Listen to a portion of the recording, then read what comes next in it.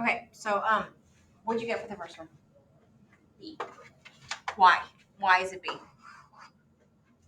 Because I know it's like bias, Mhm. but I feel like confirmation is like if like somebody like proves like what you already know. Okay, so confirmation bias is like looking for proof for what you already believe, right? Your turn out. Here, yeah, don't forget to sign in.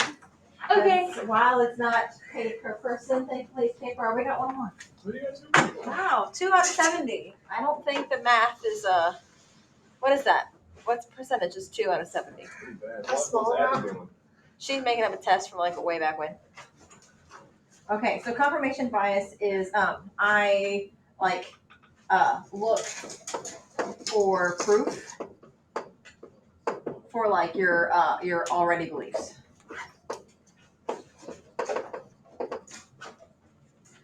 Okay, so Emily, we kind of did the front page already. Sorry. Okay. No. So the first one was a group of friends watched a recent episode of Crime Investigation Show and concluded that they would have been able to figure out who was responsible for a crime more proficiently than the television investigators. The friends overestimated their ability to determine who committed the crime because of, and yes, it was hindsight bias, that I knew it all along. Like, oh yeah, I just knew it all along. Yeah, because in a TV show, especially a TV show, they show the audience more than what they're showing the investigators. The audience knows, like, oh, they saw them commit the crime. So it's like, oh, well, you already told that. So, of course, you felt like you knew it the whole time. How's it different than availability heuristic? It's information that you already had that you're finding something else. Yeah, but it's like, it's making like a snap judgment, or it's like a guess. This is not a guess. Like, you know who committed the crime because you like watched the show. And so an availability heuristic could be wrong. But this is like you already were told the answer with hindsight bias. So making like a judgment based on like what's already in your mind. In your mind. Do you remember what cognitive dissonance is? It's like when your brain can like something Beliefs like don't match. oh yeah, your what, actions. like, Right. So what does change? Your beliefs. action. Ah, Or your beliefs. your beliefs. People will continue doing the thing that they, like a doctor smoking. The doctor's going to continue to smoke. They know that's bad, but they're just going to like talk themselves out of it. But like, yeah, cognitive dissonance is when your attitudes and do not match your actions. And so to get rid of the dissonance, to get rid of the conflict, they will change their attitudes to where they do match the actions. They don't change the actions. Okay. So that was the first one. The second one, it says Marie has to assemble a shelf but can't find her screwdriver. And I know what people are going to put on this answer. That's wrong. Like, I know how they're going to read it. It says, which of the following would help her complete the task? Help her is what people are going to put, but it's not B. Because functional fixedness would stop her from completing. Like, oh, I don't have a screwdriver. I can't possibly use anything else. So, like, if we're looking, this would hurt her. This would hurt her ability to complete the task, but we're looking for something that's going to help her. Okay. Divergent. What is another way to say divergent? What's divergent mean? Do you remember? Like Being creative. Yeah. So if you are creative, then you probably that will help you complete the task by being creative with your answers. What was mental said? you have one way to do it, and then you try it, but this time it doesn't work. Yes. You don't change. Right. And so it's based on what's worked in the past. Well, what has worked in the past? What? I can't read. What has worked in the past? Oh, the word rigidity means like not creative. Like it's rigid and you like can't see out the box. So so that wouldn't help her at all. That would hurt her if she couldn't think outside the box. Okay, so those were the first two on the front page.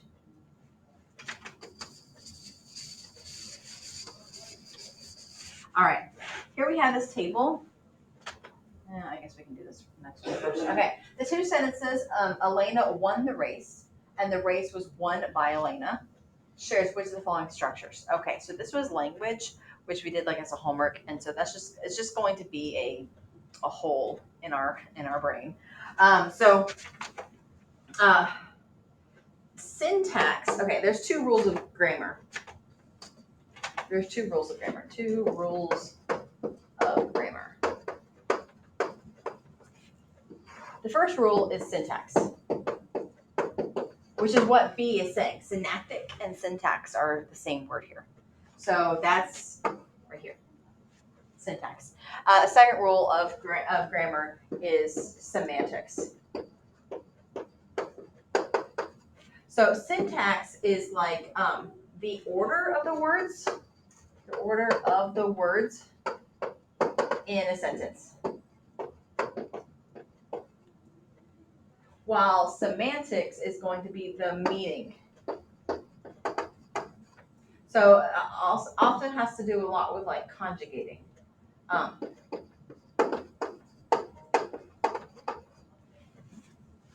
Okay, so like in English, what is correct? The house is white, or the house white is? The house is white. But in Spanish, they actually do it differently. So like in Spanish, you're going to say La Casa Blanca, the White House versus the house is white. And so, White Casa, no, the White House. Yeah, they're going to say the White House, house white. Casa Blanca, house white, freaking A.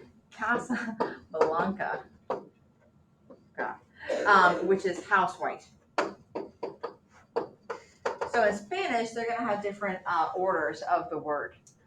So we're going to say White House, but in Spanish they would say house white, which is just different syntax. It's just different grammar rules in different languages.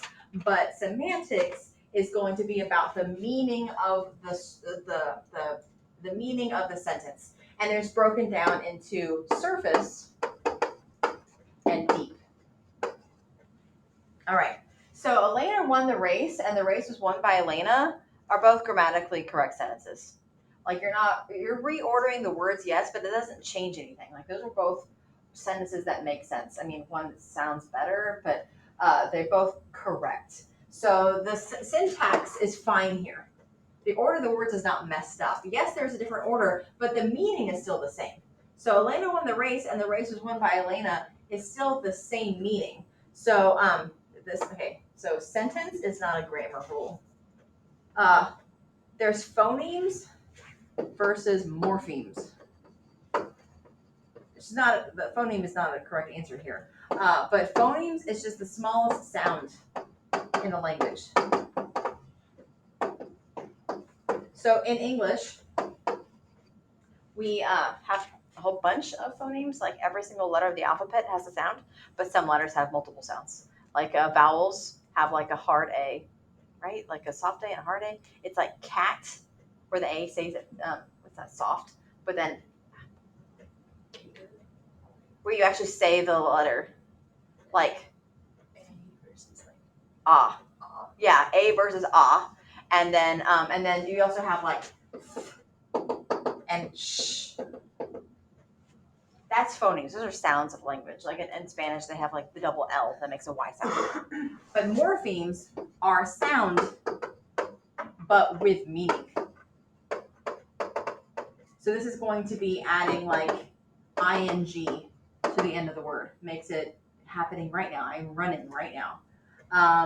Changing, putting un in the beginning of a word makes it like not like doing something.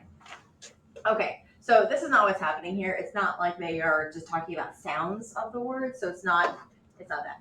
So it's semantics. These have the same meaning. These two have the same meaning. Surface and deep are complicated. Okay, it's deep because they have the same deep meaning, like the idea of the sentence is the same. She won the race was won by her, whatever. While surface focuses on the like meaning of each word just at a surface level, but not like the meaning as a whole sentence.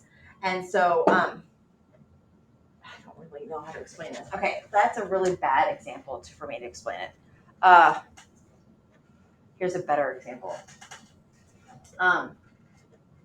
and I've actually seen this example on a test question. I don't know why this one's stupid.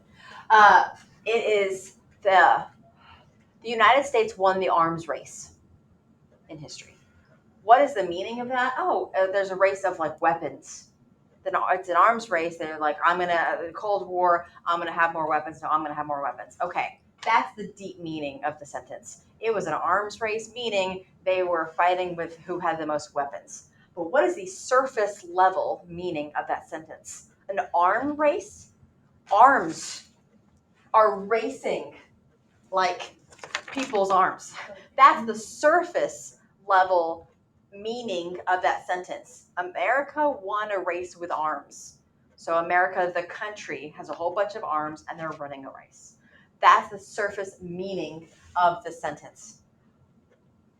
And so like people with a heart, like they don't know the language all that well, they might not get the deep meanings of sentences. Like, oh, arms race. I didn't know that's what that meant. I thought you were literally talking about arms in a race.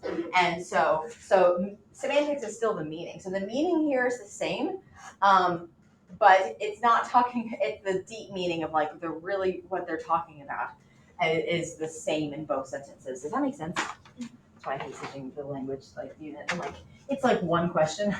And it's just honestly, it's just a stupid question. I don't like that question. I like the one about the arms race because that actually makes sense. Okay. Here we have a group size and amount of effort graph. So lots of group people, 12 groups, this much work ethic. But there's only one person in a group, this is how much they are working. So when the group size gets bigger, the amount of effort that each person puts in goes down. So what does this graph say? Right, this is group projects. Social loafing is a group project. I'm going to scroll up a little bit so I can write better.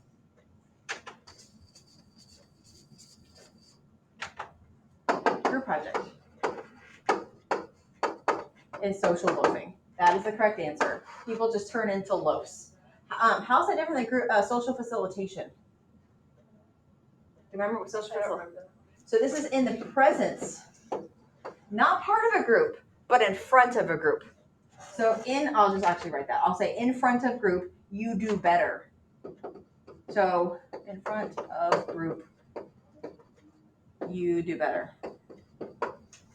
So this is going to be, you perform better when you have an audience watching you. But in social facilitation, or social loafing, you were in the actual group versus being watched by the group. Group polarization. Do you remember this? Group polarization. This is how church camp and the KKK are like similar. They band together and they get more extreme. Their beliefs get stronger when they're band together. Yeah, their beliefs. I can't spell. Their beliefs it's stronger. What about groupthink? Do you remember groupthink? Yeah, but in a good way or bad way? Agree with each other in a bad way. Yes, let's all go to Chili's. And it's like, no one wants to be there. You don't want to be there. She doesn't want to be there. But somehow you think that you're the only one that doesn't want to do that thing. And so it's for the sake of group harmony. It's like basically harmony is greater than like good choices. So harmony, trumps good choices because you don't want to like upset the group. Okay. This next one. When confronted with a sequence of blank and blank, at the end of a word in the crossword puzzle, Tony inserts the letter I and G to make it ing in the two blanks because that procedure has often led to correct answers in previous puzzles. This example illustrates the use of what? Okay, so I thought for sure when reading this, I thought it was going to be mental set. And it's not there. Because it talks about in the procedure in previous puzzles, it helped him answer. Okay, mental set's not there. And I know you're thinking, well, mental rotation is. I don't even know what mental rotation is. So it is not that. Does anyone know what elaborative rehearsal is? What does it sound like? Okay, what is that doing? If you are rehearsing something, if you're rehearsing stuff, what are you doing? Get better at it. Yeah, you're studying. You're just doing it better. You're repeating it. You're trying to get better at it. This isn't, if you ever see this, that's another way to say studying. No, that's not what's happening here. He's not studying. He's doing a crossword puzzle. Okay. All right. We got prototype. We got a heuristic. You remember the two types of heuristics? And representative. What are heuristics? Like preconceived like things. Yeah, judgment calls, preconceived ideas. Sometimes they're based on stereotypes, if it's representative. Sometimes it's based on what's readily available in your mind, and that's availability heuristic. But they're snap judgments. Are they always right? No. That's why this is a heuristic. It's not always going to be ing, but he's making a snap judgment call. And so it's probably availability heuristic that he's using. Like he sees the word, letters, he sees the letters ing in a lot of words. And so he probably is just making a snap judgment call. What's a prototype?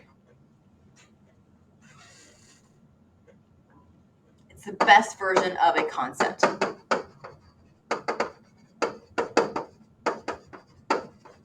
So remember, when I say like, there's lots of things that classify as a dog. There's big dogs, small dogs, hairy dogs, like short-haired dogs, whatever. But if I say dog, what kind of dog are you thinking of right now?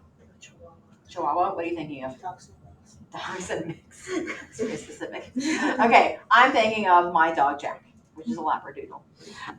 But that's our prototype of a dog. It's our best version of a dog. We are not mixing all dog characteristics together to getting this like mutant, yes, this mutant like that's half dog, half cartoon, dog. It's not. It's just the best version. So that's not what's happening here. Ing is not the best version of the end of a word. If that makes sense. Syllogism. I had to look up. You actually have seen syllogisms before. I just did not know that's what that was. Okay. Do you remember when we were talking about Piaget's stages of cognitive development? They gave the girls like, if a glass hits a feather, rule 1, if a feather hits a glass, the glass will break. Rule 2, the feather hits the glass, what happens? That's a syllogism. So it's like I'm giving you rules and then making a conclusion based off those rules. If x equals 3 and y equals 1, what's x plus y? That's a syllogism. So when you're giving, that's not what's happening here. That's wrong. You're given like 2 rules, and then you have to make a conclusion.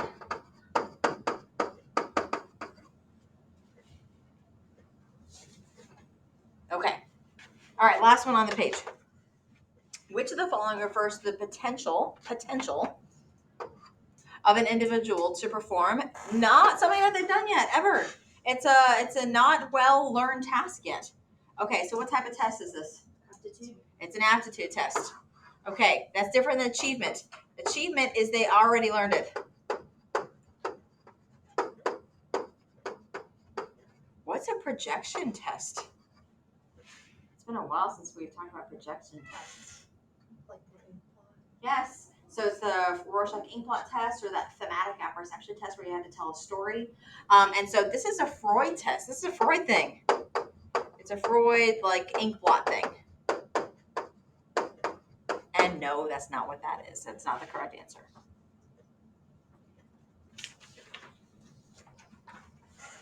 Okay. Front and back. I'll give you some time. 1, 2, 3, 4, 5, 6, 7. 7 questions. I'll give you like 8 minutes-ish to work on the back, and then we'll go over.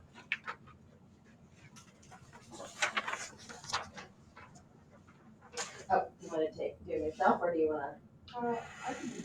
Okay.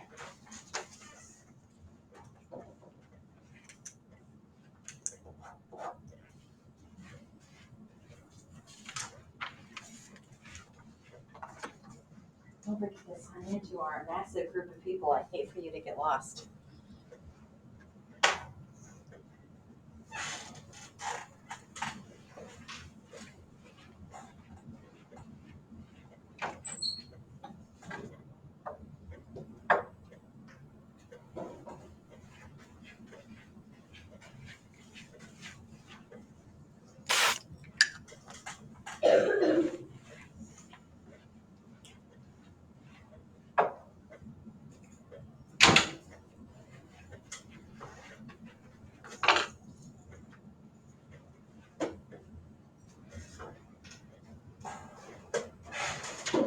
Oh, Emily, you don't need to do that. I'm not going to go through that again.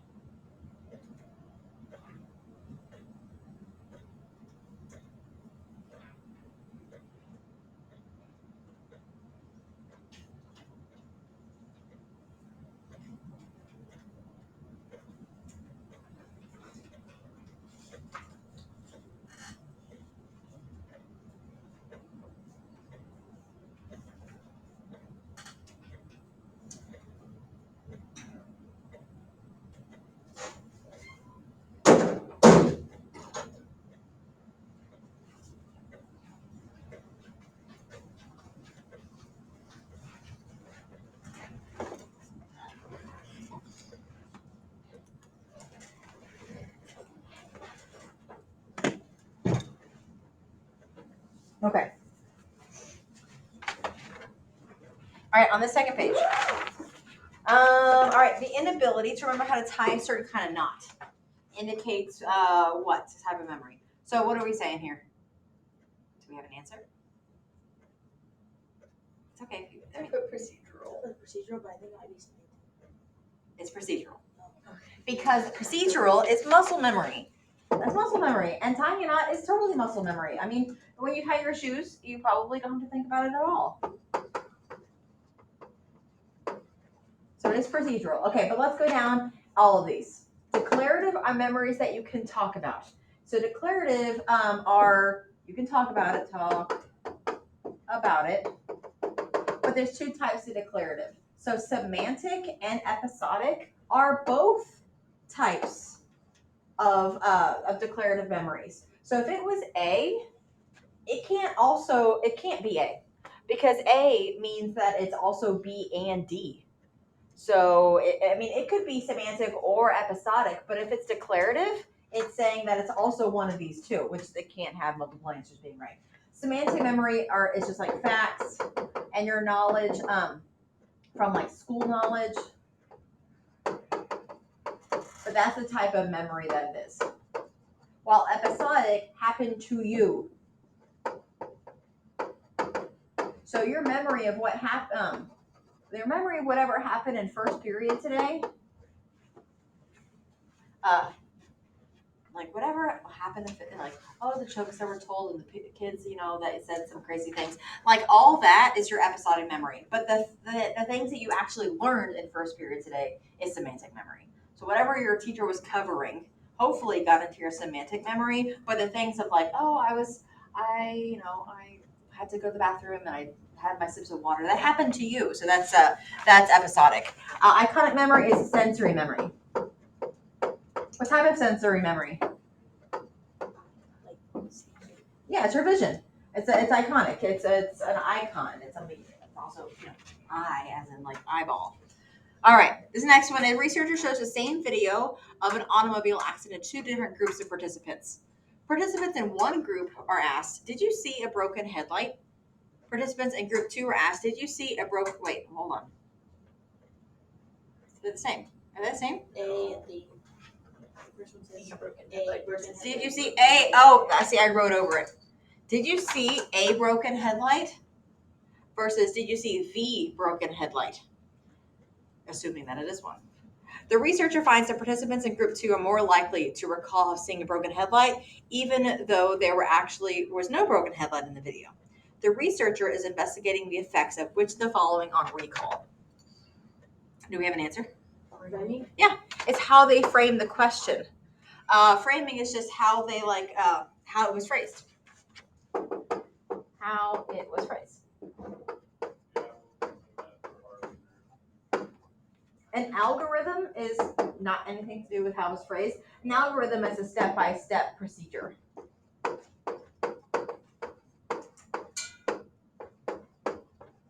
So a recipe, if you're baking, you are probably following a recipe to the T, like a tablespoon of this, a teaspoon of that. That's an algorithm. You're going to get a cake at the end. Like if you follow the steps, you're going to get a cake. But I'm sure that you probably have moms or whoever that cooks in your family that just like throw stuff in a pot sometimes, and it's like, I'll add a little bit of this and I'll add a little bit of this. That's not an algorithm. You could get, who knows what you're getting at the end of that. That's more like a heuristic or maybe a trial and error of just like seeing what's going on here. We talked about heuristics already. Proactive interference. What is interfering? What type of memory is doing the interfering? Old is interfering with the new. So old info interferes. Can you guys give me an example of that? Old is interfering. Like if you got a new phone number. But what Only can't remember you? the old one? You can only remember the new. Oh gosh, what's my new phone number? I don't even know. I can tell you my old one. I mean, it's not going to work. But God, what's my new one? So the old information is getting in the way of you remembering the new information. While primacy effect is usually some sort of list, or you remember the first things. So you remember like the first stuff that's on a list, or maybe you remember what happened in first period, but you have no idea what you did in like sixth and seventh period. You're like, I don't even remember, but I remember what I did at the beginning of the day. Okay. Scrolling down. All right, the component of intelligence prescribed by Raymond Cattell is involved in the ability to think logically, think logical relationships, reason abstractly. Reason abstractly is the key words here, and learn quickly. It's related to which of the following.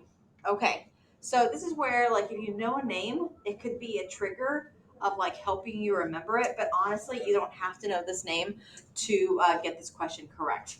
Did y'all have an answer for this one? No. No? Okay. Anybody have an answer for this one?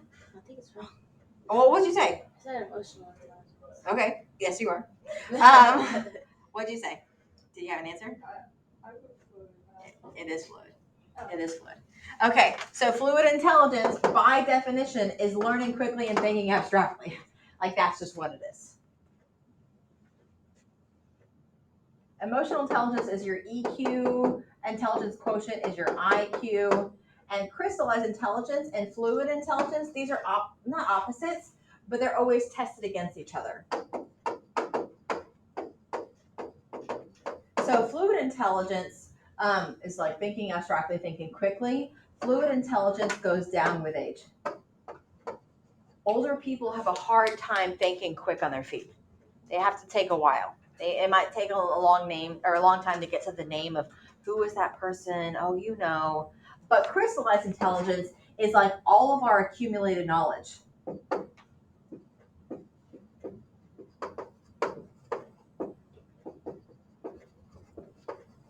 That actually goes up with age.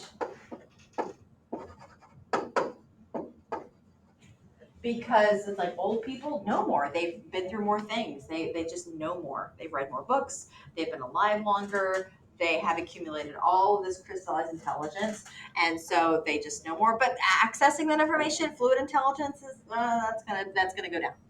Okay, that's like just a weird placement of the quiz of the question. So I'm gonna have to like move up here. Okay. A test is administered to 1,000 fourth graders across the country, and then it's re-administered to the same children 90 days later. Test, retest. Test, retest what? Reliability. They're seeing if they get the same scores over and over. What's a factor analysis? Do you remember?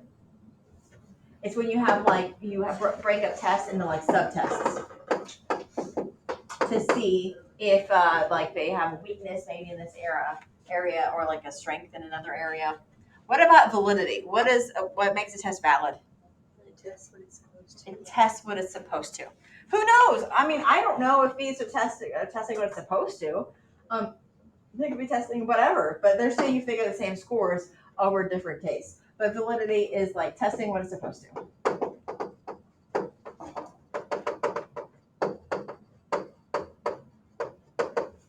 All right. A female student was rejected by a college because her score on a test used by colleges to predict performance, keyword here, they're trying to predict performance, there was below the college's cutoff score. But an influential alumni of the college intervened on the student's behalf, and the student was admitted. 4 years later, the student graduated with honors. So it looks like she was tested and she got a low score, but here she is being successful, living her best life. What's the most likely explanation of this outcome? Is that the test was what? What are we thinking? It wasn't an achievement test because it did measure, like it did predict. It did predict, and because it was predicting, it makes it an achievement. Sorry, an aptitude test rather than an achievement test. Was not standardized. Well, they could have. I mean, they were talking about like they have a cutoff score, which means that they probably did some sort of pre-tested group to create the cutoff score with. So it's not necessarily that it wasn't standardized. We're now. Do we have an answer over here? Yeah. It did not predict. Remember, this is an aptitude test that this person took, and it's supposed to test their performance. That's what it's supposed to measure, is how well they're going to do. And she did poorly on it, yet here she is graduating with honors. So obviously, it did not predict her future very well. So it had less than perfect validity. It did not predict what it was supposed to have predicted. Right here.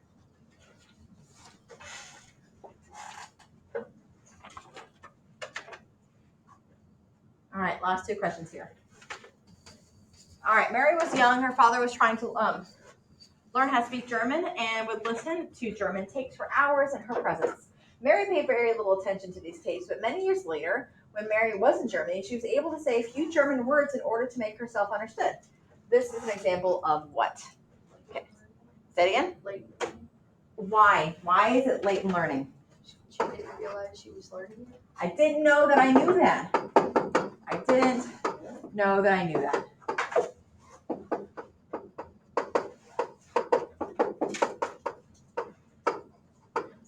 Remember, what's procedural memory again? Procedural memory? Muscle memory. It's not muscle memory. This is not an action.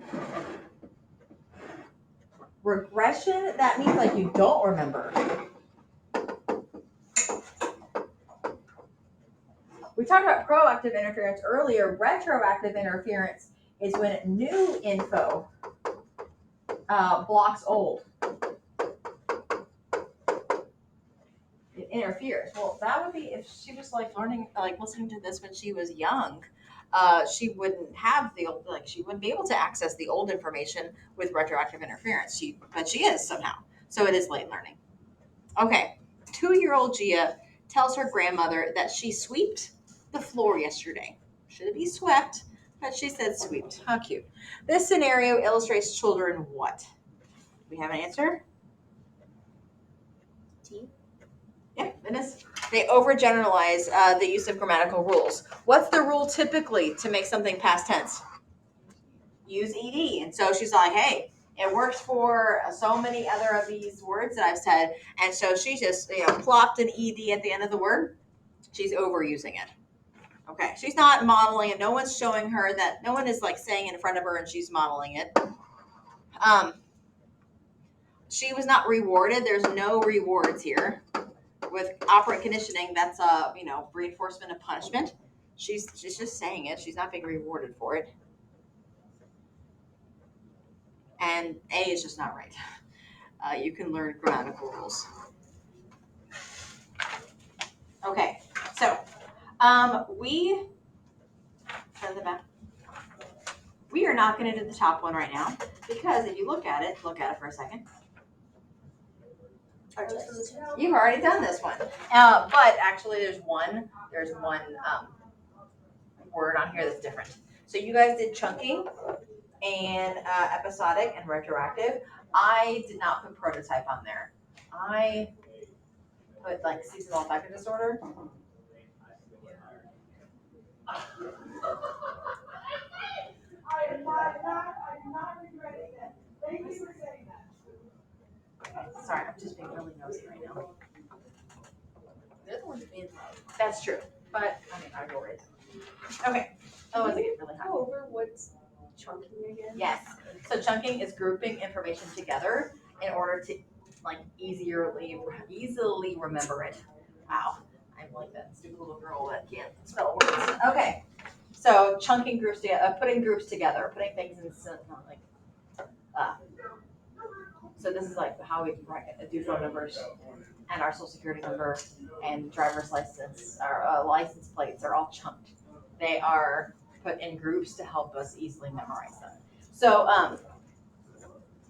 for Marcy, she could chunk her friends' names together in order to help her remember her names. Or she could chunk things that she's learning in college and put them in groups so she helps to remember them better or something like that. Okay, episodic memory. Do you remember what episodic memory is? You can like recall. Well, you can recall lots of memories. Right, but traumatic. Not traumatic. It's not traumatic. You're thinking of flashbulb memory. Flashbulb memory is traumatic. What happened to you? It happened to you. So episodic memory, it's like if your life was a TV show and you broke all your memories up into episodes. It's like, oh, remember the episode where I fell down the stairs? Oh, yeah, I do remember that because it happened to me. And so episodic memory is just personally experienced memories. It happened to you. Memories of your own life. So you can make up a whole bunch of things. Marcy will always look back at the day she moved into college because that happened to her because it's an episodic memory. You know, you can just make something up, as silly as it is. Like you could, who was saying earlier, you're like, could I just make something completely ridiculous up? Like, she remembers moving into college in the moon, and like aliens were there. Yes, you could say that. You can be as silly as you want to be, as long as it first defines and then applies it. Okay, retroactive interference. So what is getting in the way? What is interfering? Memories. New is interfering with the old. So she can't remember the old, she can only remember the new. And so she doesn't remember her old friends anymore because she's her old friends' names are just gone. She does remember her new friends' names though. Or you could say she can't remember her old teachers' names, or she can't remember her old address because she now has learned her new address. And so her new address is in her head, and I don't know what her old address is. Okay, we just talked about prototype. What was a prototype? The best version of an idea. Yes. Okay, the best version of an idea, the best version of a concept.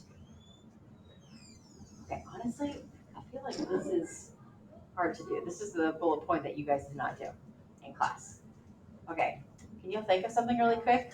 That's like using prototype and Marcy moving into her college dorm. I actually wrote something on my FRQ in class. I don't know if you wrote. No, but I didn't give you prototype. Oh. I no, gave you. representative. I thought Oh. you were talking about representative. Oh no, I didn't give you prototype. I took that one Oh, off okay. because I had to mix this because this is just cognition, and I wanted our test was over cognition and clinical psychology, so I put seasonal affective disorder on there and generalized anxiety disorder were my 2 bullet points that I added. Okay, so prototype is the best version of an idea. So when I was like making the key of this earlier, she is surprised when she walks in her dorm room and sees a king size bed because based off her prototype, her ideal version of a dorm room is 2 twin size beds. Like, oh, I walked in and I thought there'd be 2 beds because based on my prototype, I thought there'd be 2. I thought I'd have a roommate or something.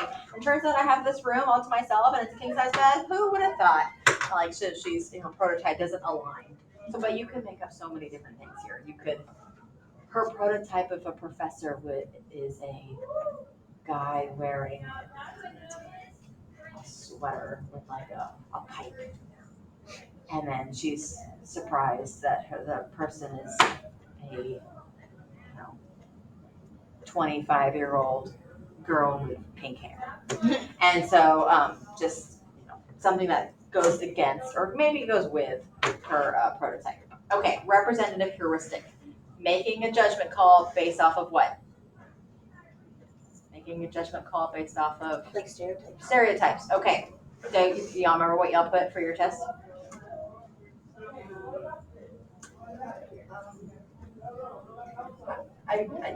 I definitely wrote a bullet point sentence for this, but I don't remember. Okay. A lot of y'all said around the same thing. It's like the roommate, the roommate that she has is like a pretty blonde, preppy girl, and she just assumes her roommate's dumb because based off of like what girls look like. I am not done yet. I have not left for the day. I am not done. Well, it boils down to how much do we trust you? Oh, I have awful track record. Might be true. Like really bad. Okay. I don't think you have to cover anything Oh, fantastic! Because it's U.S. history in here. I got psych and eco. Yeah, that's sciencey psych. I mean, maybe cover up Freud just in case. I just take it down. That makes us happy. And then the desks have to be in rows. Yes, facing Like straight this row, way. yeah, facing that one. And spread out. Well, these. You have to measure just them. like this is fine. Make sure. It's not SAT. Star is a lot. They can be this close to each, like like these 2 rows, but all of them. Yes. Okay. Fine. That's good. All right. Thank you, ma'am. Thank you. Sorry for the interruption. Oh no, you're good. Sorry, guys. This is You can You help. guys go ahead. I'll catch up. See if you remember any of this. Late learning. Yeah. God, this is rusty. Because I taught U.S. history 5 years before I switched, so it's been like Or after. 8 years since I taught psych. Oh. I taught U.S. history after psych. Anything? No, yeah, we're good on this one. So yeah, this is a lot. Factor analysis, yay. He taught AP Psych at Memorial for many years. Yeah. But you use it. You don't use it, you lose it. Oh no, I'm telling you. I mean, I didn't teach psych just last year, but 10 years prior. But just last year, I didn't. And then looking back, and I'm like, someone asked me like, "Who was the guy that did the experiment?" I'm like, great question. I knew that. I knew that. I do know that. All right. It's been a while. Thank And then you. they're gonna tell you, like, I knew it all along. Yes. What is that? Confirmation bias. No. Hindsight bias. No. Oh God. All right. Go back to question 1. Let's do it all over again. All right. Now. Okay. Okay. So we kind of just did the first FRQ, like we halfway did it, but I am gonna give you some time.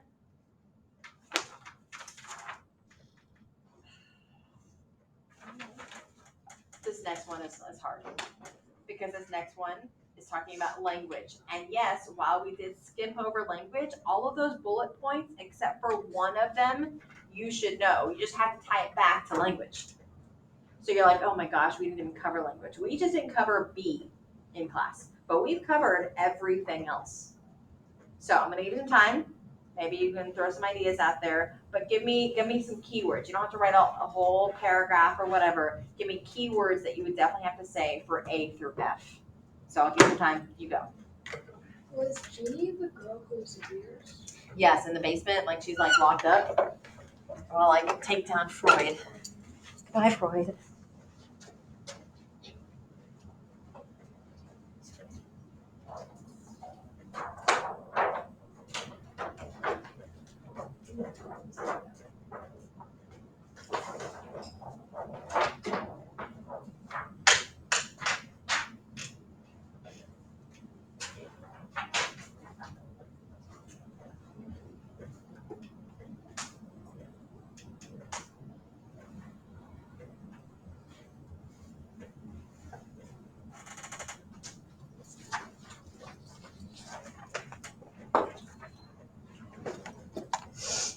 Okay.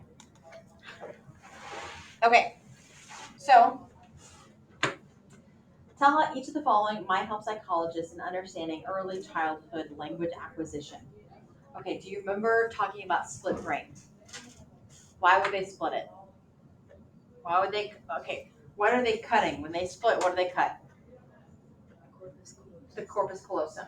Why? Do you remember why they would cut it? Seizure disorder. Seizures. Okay, so that separates left side and right side. Which side of the brain is responsible for language? Left. Why? What's in there? There's 2 parts that you could have said. 2 brain parts on the left-hand side.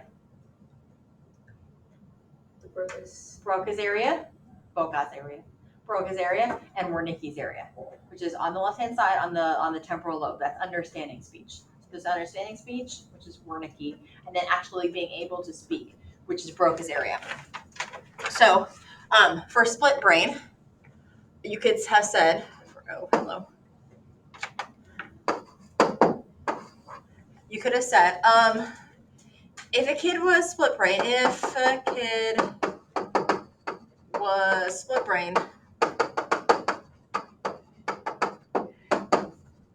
they would not be able to talk about,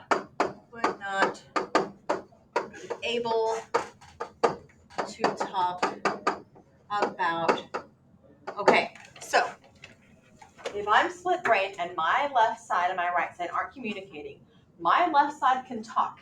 My right side of my brain cannot talk. But if I'm looking at something with contralateral control, left controls the right, right controls the left, remember that? What side of my vision will I not be able to talk about it? Left. So here I am. I've got my left side over here. I've got a smiley face on my left, and I have a flower on my right. Okay, so on my left side of my body is a smiley face. On the right side of my body is a flower. But the smiley face goes to my right side brain, and the flower goes to my left side brain. So what can I talk about? The flower, because even though it's on the right, it's seen by the side of my brain, which can speak, which just happens to be the left. And so, if a kid was split brain, they would not be able to talk about images in their right visual field. Can I spell field? And then you can say because language is on the left side of the brain. Is on left side of brain.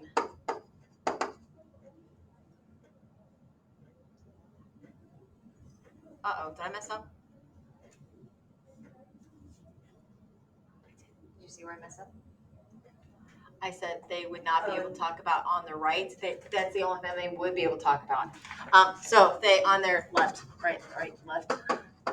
So this is left, this is right. So whatever's on the left goes to their right side of their brain, which is the mute side of their brain. So they can't talk about what's on the left side of their body. They can only talk about what's on the right side of their body, because the right side of their body goes to their left brain, which is the brain for language. Okay. So while A is complicated, it's doable. Okay. B. Do any of y'all actually know what the language acquisition device is? Okay. So Noam Chomsky, he literally, I don't know if he actually literally thought or if he figuratively thought, but he thought there is a box inside of our head that has language. That language is innate. We are born with language. We are born with grammar. We are born with things. And all of a sudden, around the age 2, the box just opens. And all of a sudden, that's why you say, like, 2-year-olds will just say things. I know, where did you learn that? Where did you get that from? You've never heard me say anything like that. It's like, oh, well, their language box opened up.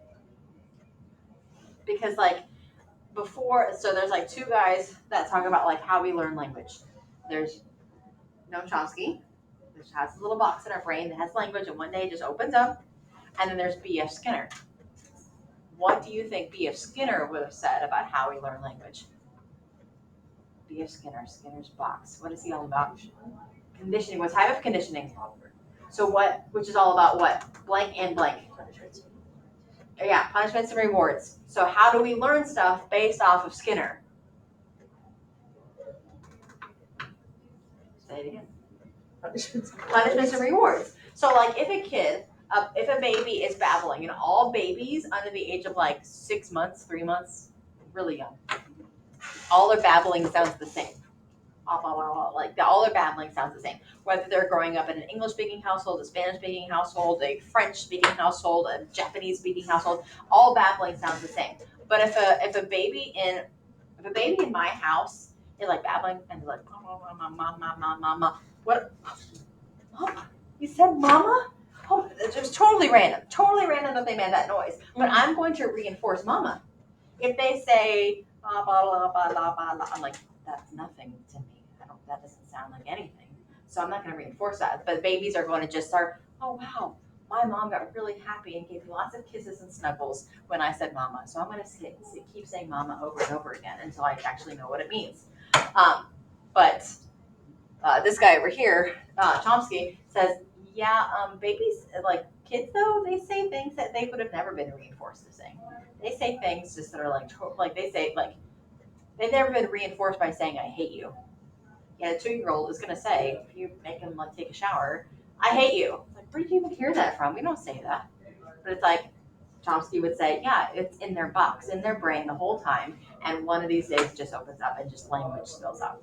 And so those are the two big competitors when it comes to like how we learn language. Is it reinforcement or is it innate? Is it just born in us? And so Chomsky, chomp, chomp, chomp, chomp, chomp, that's talking.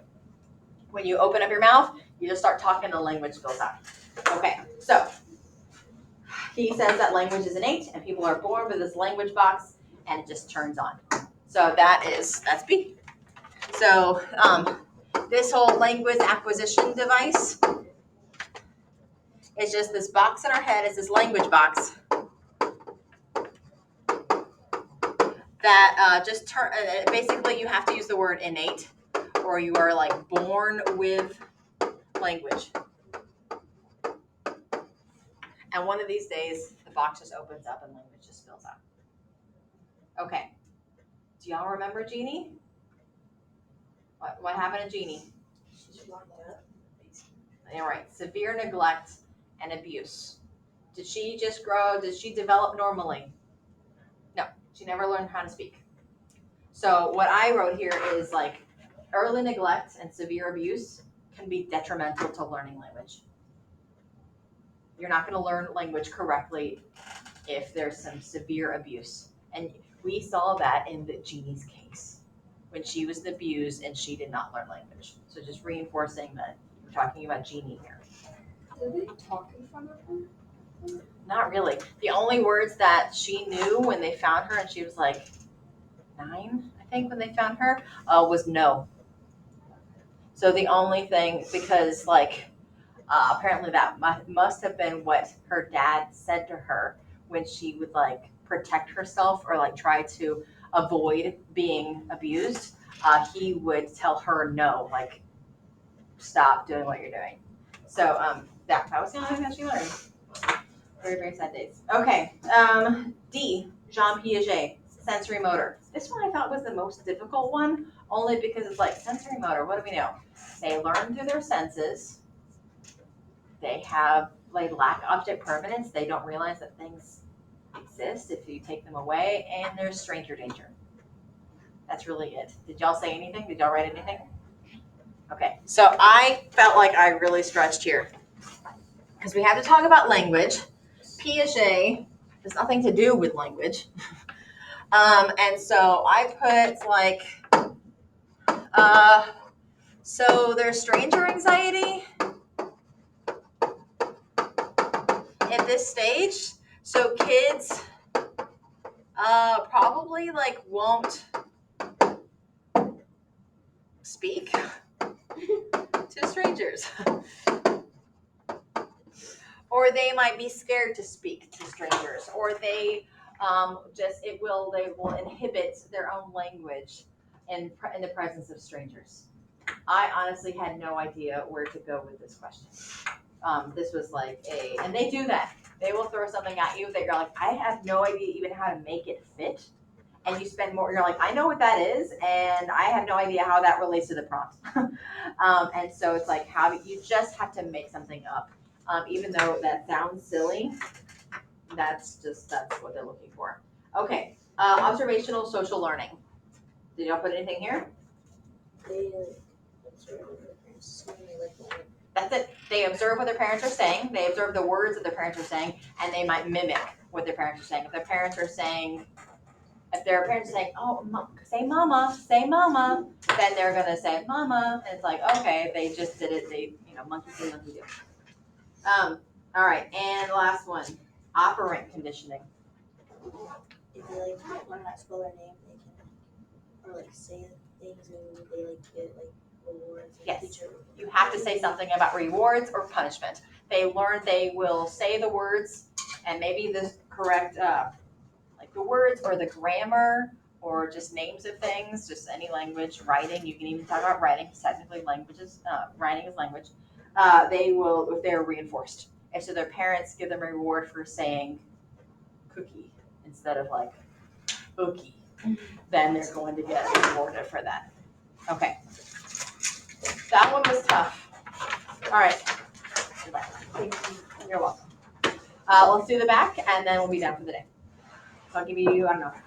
See what I did? Okay, I don't want you to read mine. But I just literally wrote just like phrases that would need to be said, or just like a concept. You need a wagon. I've discovered the best way to do this. What is your reason? A bass clarinet. I have to drive to my lesson teacher's house that is 40 minutes away. Fun.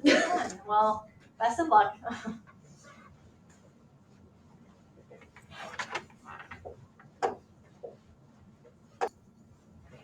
Okay, so James is a driver in a driver's education course preparing to take his final test. The course includes both book work and a driving on the road to prepare students for a written test or a road test, and a road test. Describe how each of the following might influence his ability to drive a car during the road test. Definitions without applications will not score. Okay. Anyone remember what a cognitive map is? What do you think it sounds like? If you break down the word, it's a map in your brain. It is your layout of where you are in your head. Like, I know that like the parking lot's that way, the front of the school is over there, the bathroom is right around there, and so like I know where I am. So how could that affect his ability to drive? Mapping out the road with the directions you're given. Perfect. Mapping out your road, knowing where the next turn is, things like that. Simple. Good. All right. Cerebellum. Do you remember what the cerebellum does? Like controls like movement. What type of movement? You have to be more specific.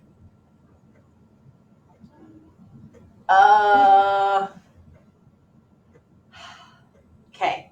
This is where muscle memory is.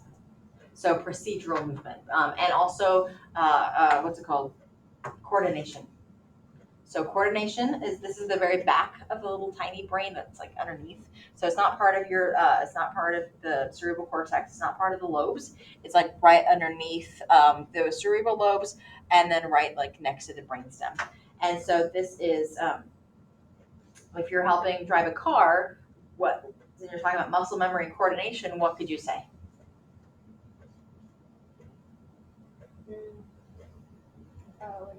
Remembering where the gas pedal is. That's exactly right. Using his cerebellum, which is muscle memory, to remember where the gas pedal is, or to remember, if you're changing from like park to drive or reverse or something, you know what that feels like, or using the blinker, moving the blinker to like change lanes or something. That's a really good example. I like that one. Yeah, because imagine not knowing. Okay. Observational learning. What is observational learning? Watching people to Okay, so how could you apply that to James driving? like on his first time on the road, he saw someone turn right on red and he could do that. Perfect. That's a great example. Right on red is a really good example. Do you have one? I put remembering instructional videos he watched. Observing others. If the instructional video was like showing people doing something, yes, you'd have to be able, I think, probably clear, because instructional videos could easily be like a PowerPoint slide, which is not learning by observation. Okay. I bet you $1 billion you do not know what human factors were. Neither did I. I had to look it up. Because it's that's the bullet point where they throw in something totally random and then seeing if you know what it is. So human factor is when there's like a design element. I'll try that down.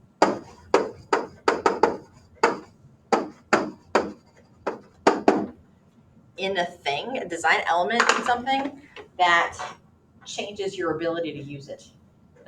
Okay, so I don't know if you remember this, but do you remember that your smartphone, if you had an Apple, had a button here a few years ago? And when people first got it, especially old people, they're like, how do I even turn this on? How do I do this? Can you show me how to do this? So they changed the design feature on the Apple phone that changed how well people can use it. And so it's just like, oh, grandma, we don't do that anymore. The button's actually over here, and this is how you turn it on. And it's like, oh, well, man, they changed. That's a human factor. Humans are affected by design, the ways that they design instruments.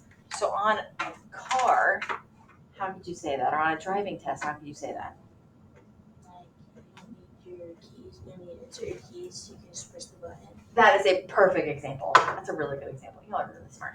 Okay, so yeah, they had practiced. They had practiced on their car at home with a car that started by turning a key. But this car that they're using is a push start button. And so with that design flaw, he doesn't remember how to start the car, and it looks like he's about to fail the test. I know, but you have to put your foot on the brake, and if you don't know that. Yeah, which you didn't realize that because that's muscle memory, and you don't even think about it when you're doing it. Yeah, that's a great example. Okay, describe how each of the following are related to the results of the written test. Definitions without applications do not score. Okay, so it has to be talking about the written test, can't be talking about being in the driver's seat anymore. So, reticular formation. Do you remember what this is? Do you know it's a thing? In your brain. It is in your brain. What part of your brain is it in? What area? Remember? You know what your bed is? Your bed is a rectangular formation. What do you do in your bed? Sleep. And like arousal and awakeness. Okay, so your bed is a rectangular formation, and the reticular formation, which is in your brainstem, is responsible for like sleep and alertness. Okay, so he's taking a test. How is his reticular formation going to be related?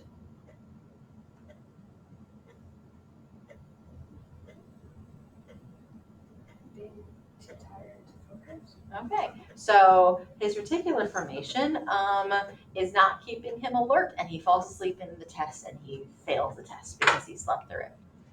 Yeah. What about predictive validity? We've talked about validity today a couple times. There's a question on the test that was in a driving course. Okay. You didn't learn about it. True, and that would make it not valid, but that would make it not content valid. That would be content validity. But this is predictive validity. So what should the driver's test do? Use the word predict. What should the driver's test do? Right, and he's taking the written test, which should predict how well he does on driving.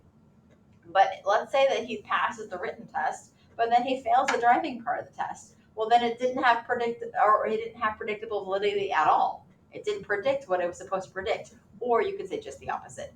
He got 100 on the written test, and then he turned out to be the best driver out there. So I guess the test really did have predictive validity.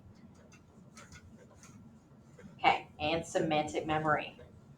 Semantic memory, what's semantic memory? Facts, knowledge. What's he doing? He's taking a test. So how could this apply? Yes, the laws didn't happen to him. It's not episodic memory. He had to memorize all these laws and what all the signs do. Oh, that's yield, and that's crosswalk, or that's whatever. And so he gets those questions right because he remembered that in his semantic memory. Or wrong, because he did not remember it in his semantic memory. Okay. How are these bullet points? Which ones were the easiest? The observational learning and the cognitive math. Okay. Which ones are the hardest? Reticular formation and human factors. Okay. Human factors, 100%. I would have gotten that wrong as well. Particular information, go back, study the brain, especially those little random parts. We all know, but like, oh, like the frontal lobe, like we should, or like, I don't even know what's the one that we always get, the hypothalamus. But like it's those little things that's like, oh, I forgot about that one. So go back and look at those. Okay, how are we doing? How much of the second unit was on the test with the brain? The brain, I think it's like 8 to 10%, which feels like a lot if you don't know any of it. Like if you're like, oh, that's the part I like the most, and it's like, oh, it's too bad it's not more. But it's not as much as you think until you don't know it, and then you're like, oh my god, every question is of the brain. It feels like it when you don't know it. So cognition and research methods are the two highest. So that's why we start with research methods and we end with cognition. Primacy effect, recency effect. Are these like previously like asked FRQ? So the back one was 100% given in the past. I forget what year because I had to look up human factors. 2 or 3. There are 2 FRQs of equal length. Okay. And they're of equal importance too. One will always be research methods, always. And then one will be exactly like we did here today, where it's like, here are different topics that you have to apply to a scenario. But one of them will always be like, how, read the graph or make a graph or how is this a good experiment or causation and correlation. So it was the bullet point that you usually don't know on the other one. Yeah, just like the random terms usually. The research methods ones usually is pretty straightforward. They're very similar to each other. But then the next one is a total grab bag where you're going to see where it's like language and then you have all these things that are just so random from different units that you're like really have to, okay, Piaget language, how do I apply that? And so I felt like you know your stuff, you spend the majority of your time thinking about what can I do to make a connection? Like what kind of story am I making up? Yeah. Are those names that were on the homework, are those all the names? It's not all the names, but it's the most important names. Okay. Like if you just know those, you should be fine. But if you're like, I only knew 5 of them or 3 of them, then that's a problem. Okay. Yeah, but you should know more. I would say know at least half of those names. I made a Quizlet. No, that's good. Quizlet, flashcards, something where just that helps you out. Can I see the first? Sure.